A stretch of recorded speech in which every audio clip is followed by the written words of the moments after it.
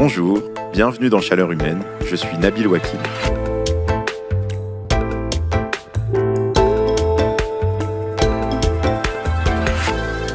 Bienvenue dans cette série et très bonne année 2025, qu'elle vous apporte de la joie, du bonheur et des légumes confits à l'ail et au citron. L'épisode que vous allez entendre aujourd'hui est un peu différent d'habitude. Il est extrait du Festival des idées Chaleur Humaine qui s'est tenu le 14 décembre 2024 au Théâtre de la Ville à Paris. Ce jour-là, j'y ai reçu 10 invités qui étaient déjà venus dans Chaleur Humaine et je leur ai d'abord parlé de ma passion pour la guerre des étoiles parce qu'en ce moment, j'ai souvent l'impression que le côté obscur de la force est en train de l'emporter contre la transition climatique. Du coup, j'ai demandé à chaque invité de nous donner une bonne idée pour 2025 pour démarrer du bon pied pour le climat et la biodiversité. Vous allez entendre maintenant l'une de ces idées et j'espère qu'elle pourra vous inspirer. Vous écoutez donc le 7e épisode de cette série de janvier avec le médecin épidémiologiste Jean-David Zeitoun. Il a sorti fin 2024 un livre qui s'appelle « Les causes de la violence », édité chez De Noël, et je vous conseille également son livre précédent « Le suicide de l'espèce », aussi chez De Noël. Dans cette conversation, il évoque une idée concrète pour allier la bataille pour le climat et celle pour une meilleure santé. Bonne écoute!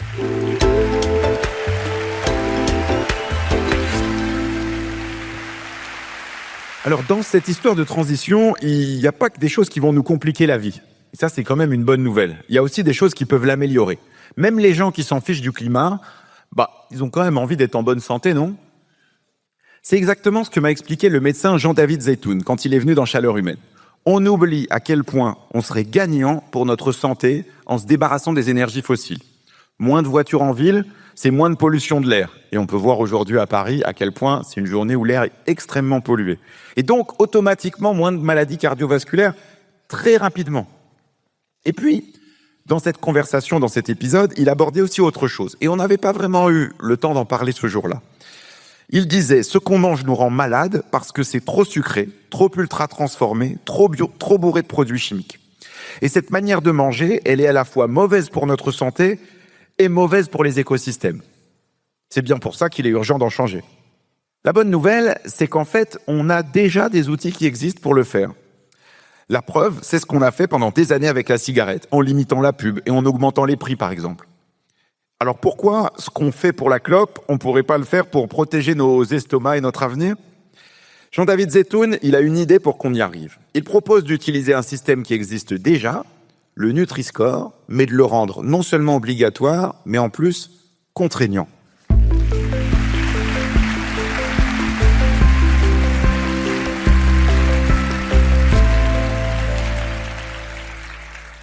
Bonjour Jean-David Zeitoun. Bonjour. Alors vous, votre idée, c'est de dire, on va prendre un système qui existe déjà, le Nutri-Score, qui note nos aliments de A à E, en fonction de leur impact sur notre santé, de leur qualité aussi pour notre avenir. Mais est-ce que ça, d'abord ça marche, et puis comment on peut faire pour que ça marche mieux ? Alors, il y a des centaines d'études qui portent sur des millions de personnes qui montrent que les aliments qui sont mal notés par le Nutri-Score sont aussi des aliments qui sont effectivement mauvais pour la santé et qui augmentent le nombre de maladies et de morts avec ou sans obésité.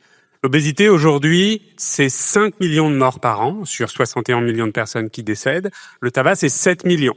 Mais le tabac est plutôt en décroissance dans le monde grâce aux mesures publiques qui marchent, alors que l'obésité est en décroissance dans 0 pays du monde. Donc, quelque part au XXIe siècle, le tabac et l'obésité vont se croiser et un jour, l'obésité fera plus de morts que le tabac. Donc, c'est pour montrer à quel point l'obésité, dont la cause principale est alimentaire, est un énorme problème de santé publique. Par ailleurs, il y a plus de 200 études qui montrent que le Nutri-Score est efficace. Non pas pour dire ce qui est bon ou mauvais, ça a été fait pour ça, mais pour dire que ça influence les comportements d'achat des consommateurs. Donc, les industriels avaient essayé de faire en sorte que les études sur le Nutri-Score soient imperformantes, qu'elles ne montrent pas ça, mais toutes les études montrent que les gens se servent de leur cerveau quand ils vont faire leurs courses et que le Nutri-Score est efficace pour influencer les comportements d'achat, évidemment plutôt vers le vert que vers le rouge. Oui, d'accord, mais sauf que ça, c'est quoi le rapport avec le climat et la biodiversité ? Est-ce qu'on sait qu'un produit bien noté dans le Nutri-Score, est-ce qu'il est automatiquement meilleur pour notre avenir climatique et écologique ? Automatiquement non, mais la relation est très forte. C'est pas une relation systématique, mais la tendance est hyper lourde, de telle sorte que, en moyenne, les produits qui sont bons pour la santé sont aussi bons pour l'environnement et la planète. Donc le Nutri-Score n'a pas été fait pour noter l'impact environnemental de l'industrie alimentaire, mais indirectement ou involontairement, il le fait parce que il y a une relation moyenne. Et donc, en moyenne, quand vous achetez du verre, vous avez des produits qui sont moins émissifs ou qui sont moins polluants, notamment à travers un clivage fondamental qui est le végétal contre l'animal. La plupart des produits animaux, s'ils étaient Nutri-scorés, ce qui ne sont pas toujours aujourd'hui, seraient dans les mauvaises catégories, alors que la plupart des produits végétaux, donc les fruits et légumes, sont pratiquement tous au maximum de score que le Nutri-score permet. Par ailleurs, le Nutri-score, c'est pas quelque chose de figé, c'est quelque chose qui évolue. Les concepteurs du Nutri-Score le font évoluer en fonction des nouvelles données produites par la science. Et ils ont commencé à prendre en compte un élément fondamental qui est la transformation ou l'ultra-transformation des aliments. Or, on sait que l'ultra-transformation des aliments est extrêmement mauvaise, au-delà des seules calories proposées par les aliments. Et par ailleurs, on sait que ce sont des processus qui sont très polluants. Donc, effectivement, le Nutri-Score tend vraiment aussi involontairement à être une sorte d'éco-score. Mais alors, aujourd'hui, il n'est pas obligatoire. Ce que vous dites, c'est en fait, ça devrait être obligatoire. Mais vous dites aussi, il faudrait que ce soit plus contraignant. Ça pourrait ressembler à quoi d'utiliser le Nutri-Score pour pousser encore plus à changer à la fois les comportements d'achat, mais aussi de vente? En sachant qu'il y a un lobbying des industriels pour ne pas que ce soit le cas. Alors, quand il y a un lobbying des industriels, c'est très bon signe. Ça veut dire que le changement qui est proposé est efficace. Si jamais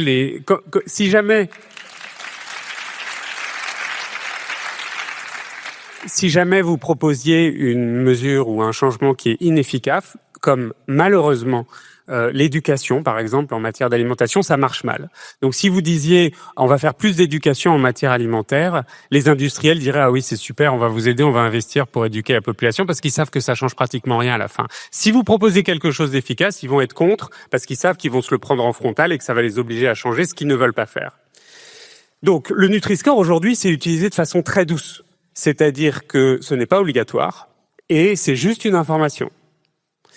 Il y a 3 façons de le rendre beaucoup plus puissant et beaucoup plus vertueux à l'échelle de la société. C'est pas juste un truc pour faire plaisir aux médecins, hein. Les médecins, c'est pas eux qui font du lobbying contre ça.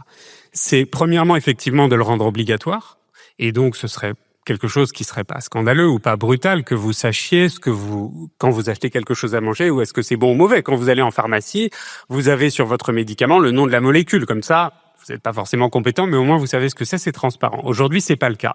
Il y a à peu près 55% du parc alimentaire qui est équipé du Nutri-Score. Donc, il faudrait passer à 100%.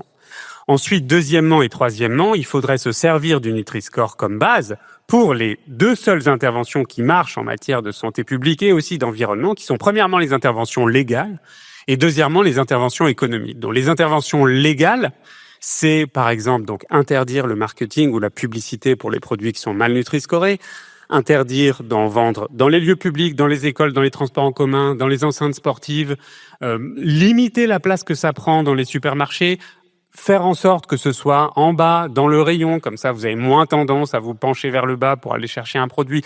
Toutes ces mesures tendent à faire baisser la consommation des produits qui sont affectés par ça. Ça, c'est pour les interventions légales.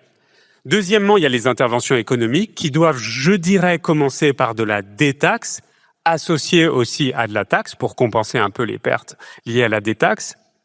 Mais si on détaxait les produits qui sont bien Nutri-scorés, évidemment que les aliments seraient moins chers pour les gens et que les gens tendraient à se reporter sur ce type d'aliments, puisqu'il y a en gros 3 raisons pour lesquelles vous décidez d'acheter un produit alimentaire.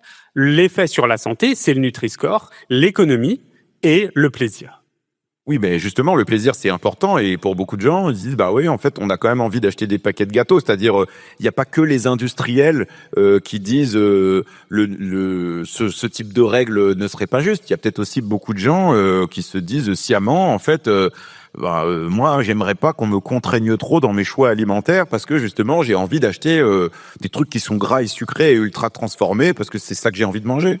Je pense que tout le monde voudrait pouvoir bien manger à un prix abordable. Donc franchement, bien sûr qu'il y a des produits qui sont un petit peu sexy ou rendus attractifs par l'excès de sucre, mais en réalité, tout le monde voudrait pouvoir bien manger sans que ce soit par ailleurs mauvais pour leur environnement, pour la planète, parce que les gens ne s'en fichent pas de ça. C'est juste que parfois ils sont impuissants face à ça. Alors, si on se projette sur 2025 et qu'on dit OK, on va faire ce que dit Jean-David Zetoun, on va généraliser le Nutri-Score et le rendre contraignant. Si on voulait avancer dans cette direction-là, ça serait quoi des premiers pas qu'on pourrait faire ? Bon, ceux qui ont le plus de pouvoir, clairement, ce sont les leaders politiques. Et je pense que les leaders politiques, il faut leur faire prendre conscience qu'ils sont extrêmement perdants dans cette équation actuelle. Comme les industries qui produisent les risques polluants, les industriels de l'alimentation détruisent plus de richesses qu'ils ne créent de valeur économique. Donc, on ne voit jamais les coûts liés à une industrie, c'est pas dans les comptes de la nation, alors que le PIB de ces industries est dans les comptes de la nation, mais il y a plus de PIB perdu que de PIB gagné par les industriels de l'alimentation. Et ça, il faut leur dire. Alors là, ils sont en train de s'en rendre compte de façon très douloureuse, puisqu'ils ont accepté de rembourser les médicaments anti-obésité. À 300 € par mois, ils vont le sentir passer. Donc ça, c'est une première chose. Par ailleurs, il faut, je pense, dire aussi autre chose, c'est que il y a 55% des industriels, j'ai dit tout à l'heure, qui ont adopté le Nutri-Score. Et donc, qui ont du coup subi l'effet de marché du Nutri-Score. Qu'est-ce qui s'est passé pour ces industriels en termes d'emploi ? Rien. Pas grand-chose. Est-ce qu'il y a eu un plan social d'un industriel parce qu'ils ont dit « maintenant que j'ai le Nutri-Score, j'ai été obligé de licencier des gens parce que je vends moins de produits ?» Pas du tout. Donc, c'est pas forcément une équation qui est perdante, y compris pour les industriels qui vont l'adopter. Ça, c'est pour les leaders politiques. Ensuite, il y a l'échelle individuelle. Est-ce que les gens peuvent faire quelque chose ? Oui, la réponse est oui. D'abord, ne pas se laisser désinformer par les gens qui disent que le Nutri-Score, c'est pas vrai, ou que ça marche pas, ou que c'est liberticide. Ça n'est pas vrai. Personne ne s'est jamais plaint de ça en termes de consommation. Ensuite, deuxièmement, à plaisir égal et à économie égale, évidemment que c'est un bon conseil de dire qu'il faut tendre vers le vert et pas forcément vers le rouge, ce qui n'interdit pas le rouge, ce qui n'interdit pas d'autres plaisirs, mais c'est une question de proportion ou de moyenne de ces aliments. Et après, de soutenir tous les acteurs locaux ou un acteur dont on n'a pas parlé, qui est la grande distribution, qui essaye de soutenir le Nutri-Score. Et il faut le faire, je pense, pour que chaque acteur essaye ensuite de se mettre au niveau. Donc je vais vous donner un exemple qui est très imparfait. Alex Bompard, récemment, qui est le directeur général de Carrefour, nous a dit qu'il allait généraliser le Nutri-Score. Alors, il peut pas le faire en rayon parce que c'est trop compliqué, mais il va le faire sur l'application de Carrefour. Carrefour, qui par ailleurs n'est pas une entreprise exemplaire. Et j'ai pas du tout de doute sur le fait que Alex Bompard fait ça pour des raisons marketing et pas forcément parce que il veut devenir un nouvel acteur de santé publique. Mais, en faisant ça, comme la compétition entre les distributeurs est féroce, il sait qu'il peut drainer plus de monde parce que sur son application, il aura le Nutri-Score. Et on peut espérer, moi je m'en fiche que Carrefour fasse plus de chiffre d'affaires, j'y vais jamais, il n'y en a pas près de chez moi. Mais en faisant ça, on peut espérer que les autres acteurs de la grande distribution disent « on va être laissés derrière, donc nous aussi, on va faire une app ». C'est très facile en plus pour les acteurs de la grande distribution de généraliser le Nutri-Score. C'est plus facile que pour les industriels quasiment. Et que du coup, tout le monde se mette au niveau et mettre un petit peu plus de transparence dans l'alimentation, ce qui encore une fois, à mon avis, n'est pas du tout scandaleux. Merci Jean-David Zetoun. Je rappelle votre dernier livre, Les causes de la violence, paru chez De Noël.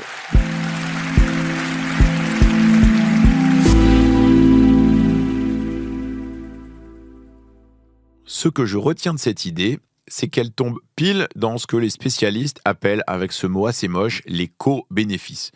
On aide les consommateurs, on améliore la santé et on fait avancer la défense du climat et de la biodiversité. On a toutes les raisons d'y gagner. J'y retrouve d'ailleurs une idée que j'aimerais bien creuser dans de prochains épisodes de Chaleur Humaine.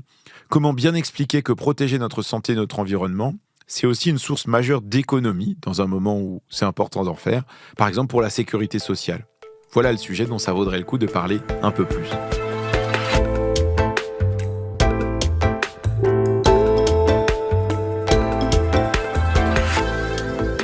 Merci d'avoir écouté cet épisode extrait du premier Festival des idées Chaleur Humaine et bravo d'être resté jusque-là.